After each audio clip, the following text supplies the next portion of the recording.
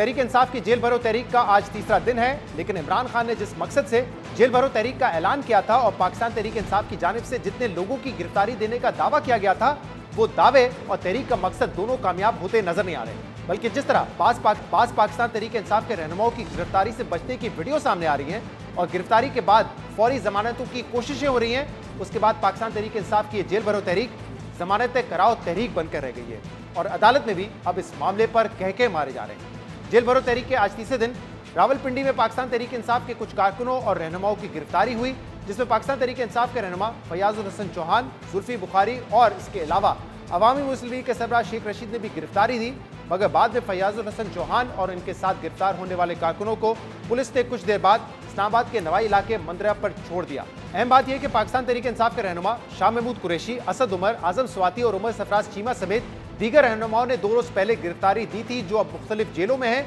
मगर अगले ही रोज पाकिस्तान तहरीक इंसाफ के रहनुमा एजाज चौधरी ने गिरफ्तार रहनुमाओं की रिहाई के लिए अदालत में दरख्वास्त दायर कर दी है, जबकि जैन कुरैशी ने अपने वालिद शाह महमूद कुरैशी की रिहाई के लिए लाहौर हाईकोर्ट में दरख्वास्त दायर कर दी है। और आज लाहौर हाईकोर्ट में इन दरख्वास्तों की समाअत के दौरान दिलचस्प जुमलों का तबादला हुआ और पाकिस्तान तहरीक इंसाफ की हिकमत अमली पर अदालत में कहके भी लगे। समाअत के दौरान जस्टिस शहराम सरवर ने पाकिस्तान तहरीक इंसाफ के वकील से सवाल किया कि आपके लोग क्यों पकड़े गए हैं, जिस पर दरख्वास्त गुजार के वकील ने कहा कि हमने जेल भरो तहरीक शुरू की थी। इस पर अदालत ने पूछा कि फिर अब आप अदालतों से क्या चाहते हैं, क्यों खेल रहे हैं अदालतों से? तो दरख्वास्त गुजार के वकील ने कहा कि ये अलामती गिरफ्तारियां थी, लेकिन दरख्वास्त गुजार के वकील के इस मौक़िफ़ पर अदालत में कहके लग गए। जैन कुरैशी ने इस्तदा की कि मुझे वालिद शाह महमूद कुरैशी से मुलाकात करने की इजाज़त नहीं दी जा रही, जिस पर अदालत ने कहा कि जहां दफ़ा 144 है वहां चले जाएं, आपको पकड़ के ले जाएंगे और आपकी मुलाकात हो जाएगी। जस्टिस शहराम सरवर के इन रिमार्क्स पर कमरा अदालत में फिर